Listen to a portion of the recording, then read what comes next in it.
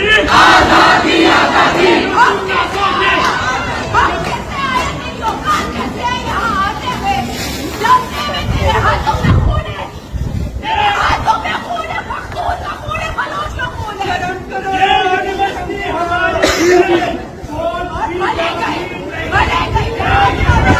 बिस्मिल्लाहिर्रहमानिर्रहीम। अस्सलाम वालेकुम नाज़रीन इकराम, मैं हूं मखदूम शाहबुद्दीन और आप देख रहे हैं मेरा फेसबुक और यूट्यूब चैनल।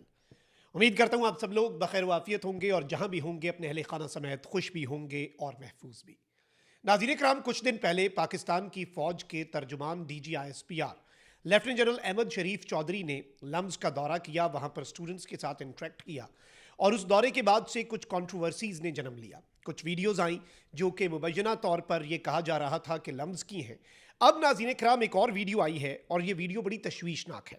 2 मिनट की एक वीडियो है जो इस वक्त रीसर्फेस कर रही है और इसे DGISPR जो है उनके हवाले से और उनके दौरे के हवाले से, जिसमें स्टूडेंट्स जो हैं वो ये कह रहे हैं कि पख्तून और बलोच का खून जो है उसका जिक्र है और इसमें यह कहा जा रहा है कि जी ये यूनिवर्सिटी हमारी है, फ़ौज की जागीर नहीं।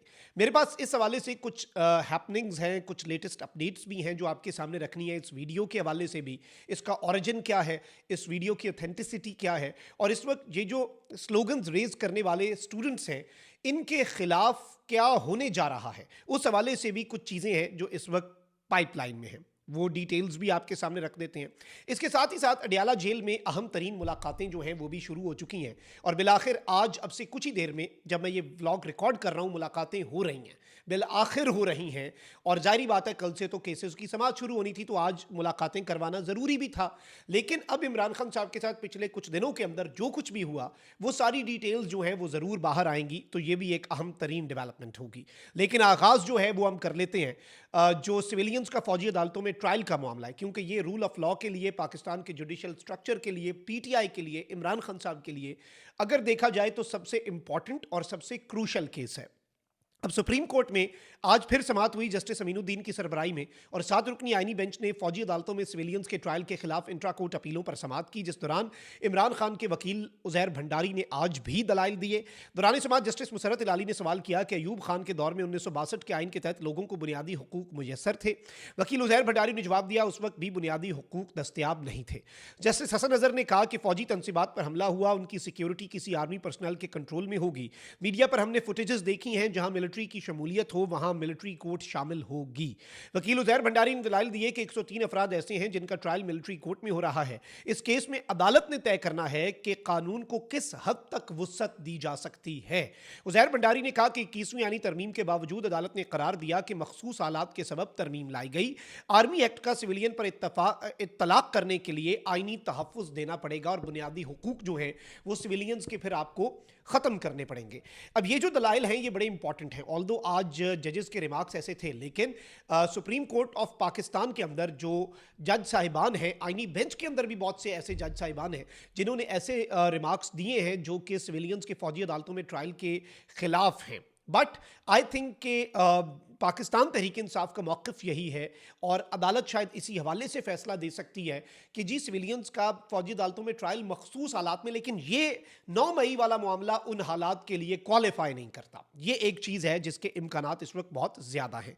अच्छा, आज एक और काम हुआ है नाज़रीन इकराम के, आज एक और जिक्र हुआ है और आज एक मुअज़्ज़ज़ जज साहिब जो हैं उन्होंने जनरल रिटायर्ड बाजवा जो हैं उनकी मुद्दत मुलाजमत में तौसी का तज़किरा किया। सुप्रीम कोर्ट में सिविलियंस के मिलिट्री ट्रायल केस में आईनी बेंच के जज ने दौरान समाअत कमर जावेद बाजवा साहब जो हैं उनकी मुद्दत मुलाजमत में तौसी के जस्टिस मंसूर अली शाह के फैसले का हवाला दिया। इस सब के अंदर नाज़रीन इकराम जस्टिस नईम अख्तर अफगान जो हैं उन्होंने army chief general Qamar Javed Bajwa की मुद्दत मुलाजमत में तौसी के केस का जिक्र किया। जस्टिस नईम ने कहा कि साबिक आर्मी चीफ की मुद्दत मुलाजमत में तौसी का केस भी मौजूद है। आर्मी चीफ की मुद्दत मुलाजमत में तौसी का कानून नहीं था। सुप्रीम कोर्ट की हिदायत पर पार्लियामेंट ने आर्मी चीफ की तौसी के लिए कानून साजी की। इस मौके पर जस्टिस अमीनुद्दीन ने रिमार्क्स दिए कि इस वक्त एक नोटिफिकेशन के लिए सब जोड़कर उस वक्त बैठ गए थे। ये तो हमारी हालत थी जी कि एक नोटिफिकेशन के लिए निज़ाम, तो चले ठीक है जी, अमीनुद्दीन साहब ने ये बात कर ली। तो उन्होंने ये बात नहीं की कि इस मरतबा जो मुद्दत मुलाजमत है टेन्योर ही बढ़ाना जो है उसमें तौसी भी नहीं, टेन्योर एक्सटेंड और 3 से 5 साल करने के ऊपर कौन कौन सर जोड़ के बैठा और 26वीं आईनी तरमीम जो है वो किस तरह से हुई। चले यही बात है कि हर बंदा माजी की बात कर देता है, लेकिन जो हाल में या प्रेजेंट में हो रहा होता है उस पर बात करते हुए इनके पर जलते हैं। हम आगे आ जाते हैं जी इमरान खान साहब के हवाले से आपको पता है कि आज का अल्टीमेटम दिया था पीटीआई ने, और पीटीआई ने कहा कि अगर आज इमरान खान साहब से मुलाकात नहीं करवाई जाती तो फिर अडियाला जेल के बाहर फौरी तौर पर एहतजाजी कैंप का इनेकाद किया जाएगा, जिसमें कारकुनान ही नहीं बल्कि मेंबर्स ऑफ पार्लियामेंट जो हैं वो भी बैठेंगे और एहतजाज शुरू करेंगे। लेकिन अब बाज़ाब्ता तौर पर अडियाला जेल के अंदर पीटीआई की लीडरशिप भी, इमरान खान साहब के वकला भी और उनकी फैमिली जो है वो भी पहुंची है, और अलीमा खान साहिबा जो है वो भी इमरान खान साहब से मुलाकात के लिए अडियाला जेल के अंदर रवाना हो चुकी हैं। उनकी बहनें अडियाला जेल में पहुंची हैं और अंदर भी एंटर हो गई हैं, वरना बाहर ही रोक लिया जाता है। और अब एक हफ्ते के बाद इमरान खान साहब की अपने हमशीरा जो हैं उनके साथ भी, बहनों के साथ भी और वकला के साथ भी मुलाकात होगी, और इमरान खान साहब के साथ कैद तन्हाई में कैसा सलूक किया गया। अब वकला जब अडियाला जेल से बाहर आएंगे, बहनें जब अडियाला जेल से बाहर आएंगी, फिर मजीद चीज़ें पता चलेंगी। अडियाला जेल में इमरान खान साहब से फैसल चौधरी की मुलाकात शुरू हो चुकी है।